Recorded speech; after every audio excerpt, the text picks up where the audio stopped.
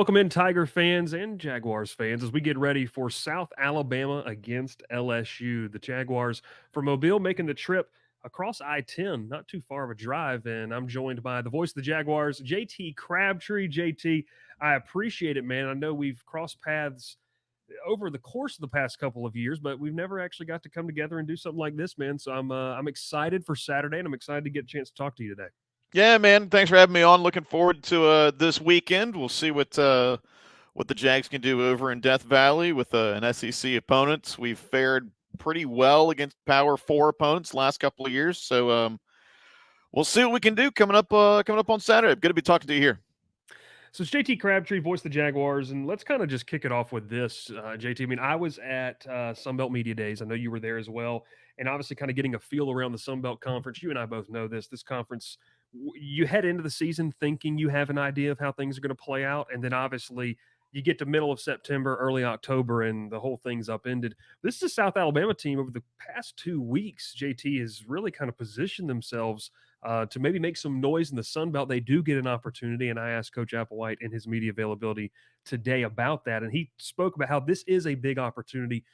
He doesn't want to make it about him. We know all the storylines about that, but kind of talk about what this means for this program. I understand it's a G5, P4 game, but I've told a lot of people, I mean, this is a really good ball club that's going to be making their way to Baton Rouge. Yeah, this has been a game that's kind of been circled on Jag fans' calendars for 8 years now since we were supposed to play LSU in 2016. The game got, I guess, canceled is the right term for it because of a hurricane rolling through in Florida, and so we had to move the Florida game for the LSU game for the championship sake and whatnot. And so what's ironic about that is us canceling that matchup with LSU allowed us to play a second FCS opponent, which was our sixth win, which got us to a bowl game. So that it worked out in that case. But this is a game that Jag fans have been waiting for a long time. We've got a lot of LSU fans over in Mobile. They're within my own family. My in-laws are LSU fans.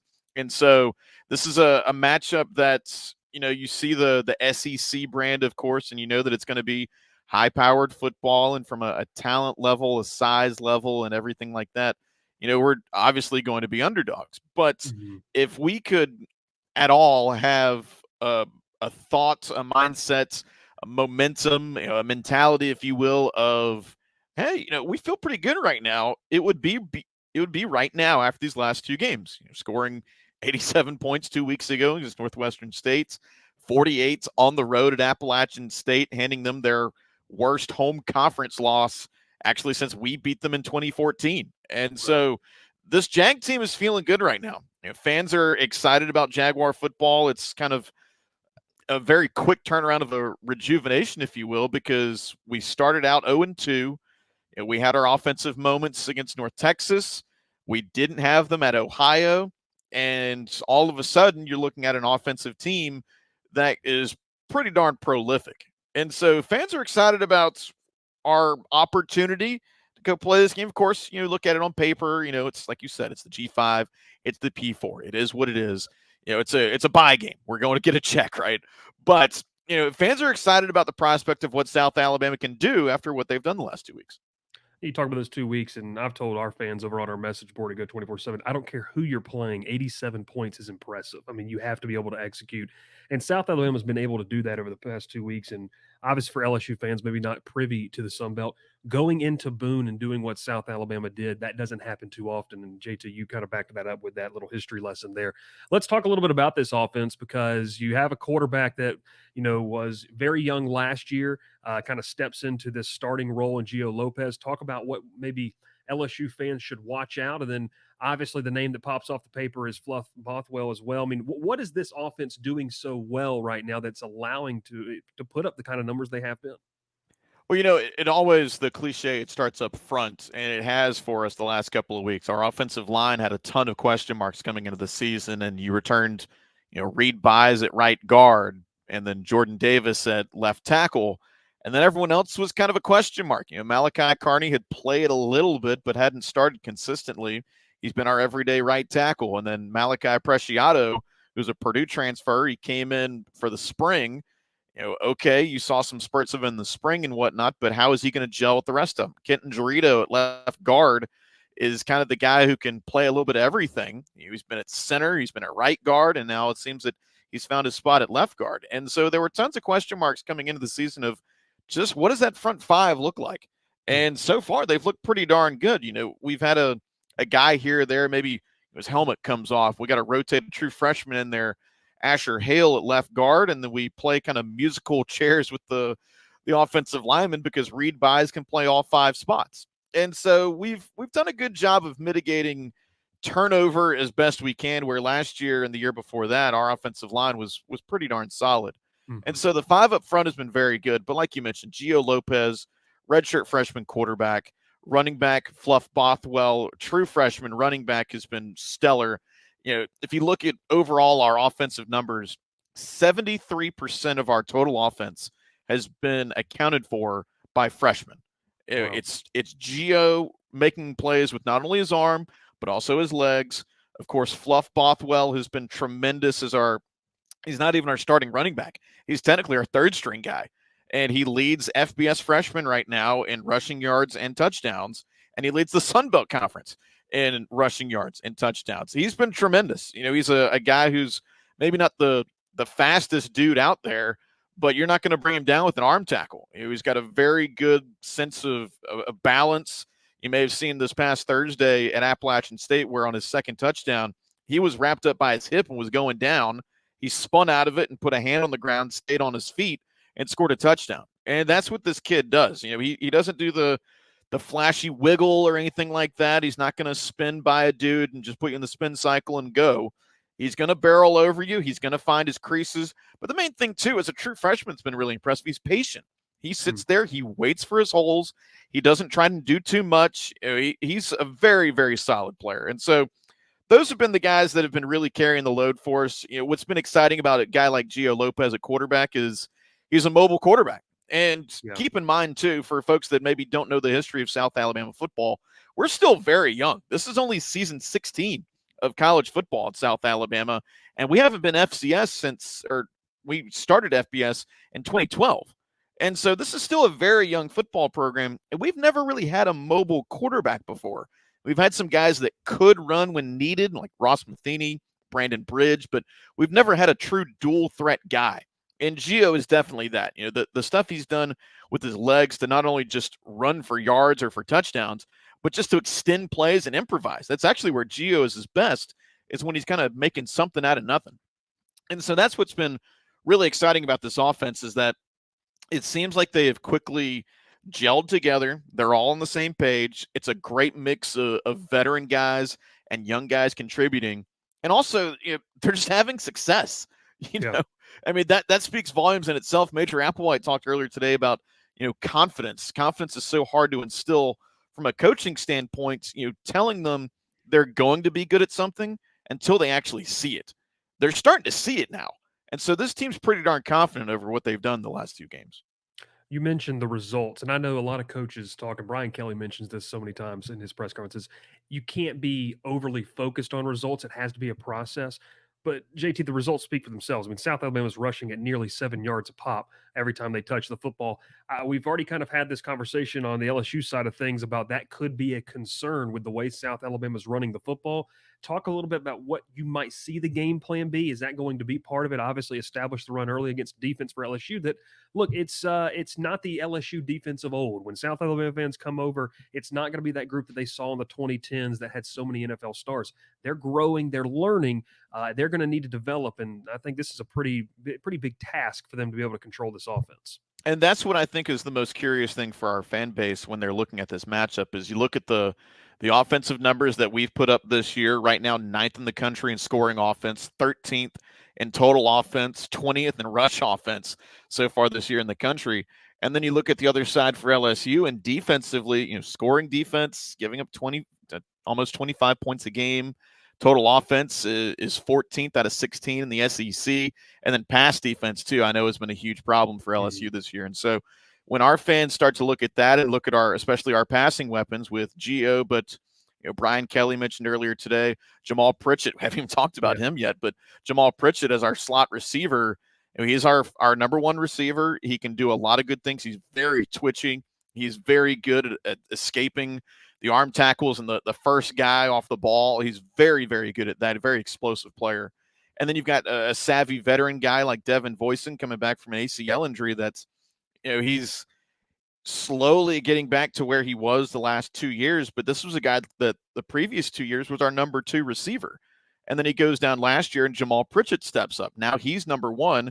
And you've got a veteran guy like Devin, who's more of a possession receiver, if you will. And then our big play guy has been Jeremiah Webb, who he's not a big name. He's not the fastest guy. He's not the tallest guy, but he leads the Sun Belt Conference in yards per reception this year. He's just been the guy to find the spots for us. And then two mixed in there is our tight end. Very similar how LSU's got great tight end play. We've had some solid play from DJ Thomas Jones. He scored 5 touchdowns over the last 2 games last season to end the year. This year, now 3 touchdowns in his last 2 games. And so he's starting to come alive a little bit at tight end. He's a very athletic tight end. The guys that you see now in the NFL, I equate him a lot to Isaiah Likely with the Baltimore Ravens. Just a very long, athletic guy. We've had some success in the past with tight ends, with Gerald Everett now with the Bears. He was our first ever draft pick. And so DJ Thomas Jones at 6'2", 256 is another guy that you can get him out in some space and let him run a little bit. And so we've got some weapons offensively. We've got a stable of running backs. We've talked about Fluff Bothwell, but you'll see 3 or 4 guys mixed in there. Kentrell Bullock, an Ole Miss transfer. Braylon McReynolds has been a little bit banged up, but he's a smaller, twitchy guy who will play a lot in the passing game as well. And so we've got a lot of weapons. We've got a lot of guys to choose from. And I think that's what, from a Jag fan perspective, I think that's what excites them about this matchup. When you look across the way and you see the injuries for LSU, and of course, Harold Perkins going down is obviously a massive blow. And then, the defensive tackle that went down a couple of weeks ago as well. So I know that, there's some banged up guys over there. Obviously, there's still plenty of talent. I know LSU has some depth in their defensive backfield, but can Zay Alexander come back from his concussion? Yeah. That's a big question too. And so I think when South Alabama looks at what they have lined up with their offensive 11 against the defensive 11 for LSU, there's a lot of question marks on the defensive side of where they're going to stop South Alabama. And you mentioned that depth in the defensive backfield, JT. If we're just being honest, it's a lot of guys who haven't played a ton of football. Look, a lot of times I'll side with the G5 guy that's played 3-4 years, compared to the SEC talent that's still getting his feet wet. And so that's an intriguing matchup there as well. Let's flip it over to the other side of the football, where obviously LSU comes into this game, JT. They've been overly reliant on the arm of Garrett Nussmeier, been very successful. The numbers speak for itself. But this is a game where I know LSU is going to want to try to establish the run game, especially as they head into a bye week and then a massive matchup here in 2 weeks against Ole Miss at home. Talk a little bit about this Jags defense. How do you think they'll try to prepare? I know it's a tall task to say we just have to stop Garrett Nussmeier. How does South Alabama try to combat what LSU does best? Yeah, you look at what South Alabama had last year defensively, and of course, Kane Womack was our head coach. Now the DC at Alabama, and defense was his pedigree. And so we had a lot of senior veteran guys defensively last year that have graduated. We had 3 guys transfer out to SEC schools. Marquise Robinson's now at Arkansas. Yam Banks is at Ole Miss. Khalil Jacobs is now a starting linebacker with Missouri. So we lost a lot of talent defensively. And with some injuries mixed in there as well, right now we're only playing 2 returning starters from a year ago, maybe 3 if you mix in Maurice Strong, who's on his 7th year of football, but he didn't even start last year. And so you're looking at a group that's trying to kind of figure it out on the fly. And you could tell week 1 that they were not on the same page. We gave up 52 to North Texas, and we were getting inside slanted to death. We could not we knew it was coming. We couldn't stop it. And so then week 2, you go to Ohio and you see things start to get a little bit better. We give up 27 points, a mobile quarterback with the Bobcats. We slowed them down a little bit and played better. But then week 3 with Northwestern State, obviously, again, different competition, but you still got to execute. We saw a huge change in the way this defense looked. And we're starting to see some younger guys mix in there and get comfortable. Some of them are out of necessity. Like, look at cornerback Ricky Fletcher, has not played this year, and he's been one of our top defensive guys the last 2 years.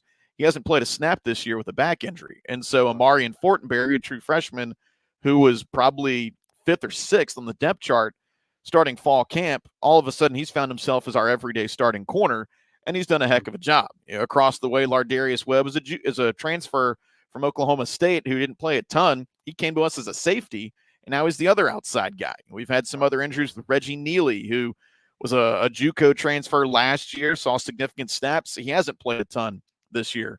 The big thing defensively, obviously there's the big names like Wykevius Thomas. He's been our all-conference defensive tackle for seemingly forever. He's on his 6th year with South Alabama, and he's our veteran guy, and he's the anchor of our defensive line. And then up top, you've got our safety, Jaden Boyson, who's one of the best free safeties in the country, just in terms of how he plays in space. He's not your typical up-top safety. He's going to play in the box primarily, and kind of similar to the way that LSU uses their star/third linebacker, where you'll see a guy in coverage, but you also see him move into the box. Well, for us, that's our Husky position, and that's occupied by Jordan Scruggs, who was just named Sun Belt Conference Defensive Player of the Week. A guy, too, he's on his 4th school in 4 years. He's dotted around to some D2s, some JUCOs, and he's found a home here. And a guy, too, that was probably 3rd or 4th on the depth chart at Husky has all of a sudden found himself as he plays every snap defensively. Wow. He had a 96-yard pick against Appalachian State last week. He's 3rd on the team in tackles with 21 so far this year, and he's a defensive back. He's 5'11", 176, but plays a little bit bigger than that. And so defensively, obviously a ton of question marks coming into the season. Now, still defensively against the pass, we haven't been great, but I think without question, this defense has rapidly gotten better just from the simple fact that they've been playing together more. And this defense is really starting to gel. The first 3 games, we didn't really get pressure on the quarterback. We got a little bit better against Appalachian State in that regard. But overall, this defense, while still has plenty of work to do, we're still giving up 25.8 points per game and almost 400 yards of total offense. Still, obviously, plenty of things to clean up defensively. But this unit right now is getting much better than it was week 1. And we talk about, just the weaknesses of LSU. I mean, look, Nicholls State, 3 weeks ago, was really able to make LSU one-dimensional. The Tigers could not run the football. That feels like a recipe for success. And if you're getting, pressure on Nussmeier too, I mean, they haven't been able to do a lot of it. This is a pretty elite offensive line for LSU in terms of pass pro. Now, the run game's been a different story, but a lot of key information there on the South Alabama defense. Well, JT, I end it with this, with every single Behind Enemy Lines episode we do. I pretty much give you a statement, then I go ... and I let you finish it. So South Alabama pulls off the upset if. What has to happen for the Jaguars to leave, which wouldn't be unheralded? I know a big-time rival of your Jags pulled off an upset so many years ago inside Tiger Stadium. That's true. Yeah, that was the last time I think LSU lost a home non-conference game as well back in 2017. But South Alabama pulls off the upset if we can eliminate the big play, the explosive play in the passing game for LSU's offense. Our run defense has been pretty solid. We held a very physical Appalachian State team last week to 119 yards on the ground. I know running the ball hasn't been LSU's kind of bread and butter this year. What has not been our bread and butter defensively is stopping the pass. We're allowing 271 yards of passing offense per game. That ranks 117 in FBS. And that's not going to get it done against a team that's got a quarterback like Garrett Nussmeier with receivers like Kyron Lacey, Aaron Anderson, even Xavier Thomas, I know, has been getting mixed in there a little bit more as well.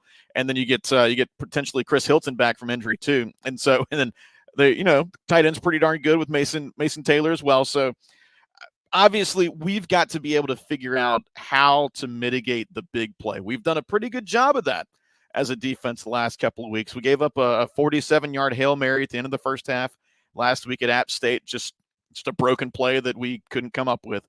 But for the most part, really since week 2, we've done a really good job defensively of having better eyes, being in the right position, communicating a lot better defensively.